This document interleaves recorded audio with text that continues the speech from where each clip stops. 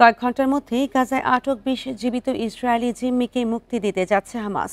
বিনিময়ে কারাবন্দী প্রায় ২,০০০ ফিলিস্তিনিকে মুক্তি দেবে ইসরায়েল। বন্দি বিনিময়ের জন্য প্রস্তুত দুই পক্ষই। খান ইউনিস, গাজা সিটি ও মধ্য গাজার থেকে ওই জিম্মিদের রেড ক্রসের কাছে হস্তান্তরের কথা রয়েছে। পরে তাদেরকে ইসরায়েলের রেইম ঘাঁটিতে আইডিএফ-এর বিশেষ বাহিনীর কাছে হস্তান্তর করা হবে।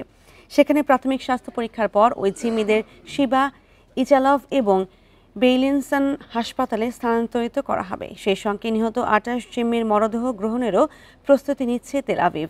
তাদের মরদেহ কফিনে রাখা হবে আর শনাক্তকরণের জন্য ফরেনসিক ইনস্টিটিউটে নেওয়া হবে। এদিকে মার্কিন ভাইস প্রেসিডেন্ট জেডি ভ্যান্স জানান, প্রেসিডেন্ট ডোনাল্ড ট্রাম্পের ইসরায়েলে পৌঁছানোর আগেই জিম্মিদের ইসরায়েলি হেফাজতে নেওয়া হবে, যেখানে জিম্মিদের অভ্যর্থনা জানানোর পরিকল্পনা রয়েছে ট্রাম্পের।